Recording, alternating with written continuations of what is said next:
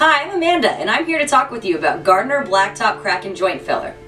Gardner Blacktop Crack and Joint Filler is a commercial-grade, high-performance rubberized compound formulated for repair of blacktop roads, driveways, pavements, expansion joints, and walkways. This product is designed to repair cracks in joints up to 1 inch wide. It dries black and remains flexible. Gardner Blacktop Crack and Joint Filler also contains fast dry technology, so it can be seal coated after 1 hour with good drying conditions. Here are some quick tips for best results. After surface has been prepped, apply on a clear sunny day when surface temperature is 65 degrees and rising. Do not apply if rain is expected within 24 hours. This product is a heavy filler, so use a quality caulking gun to apply it.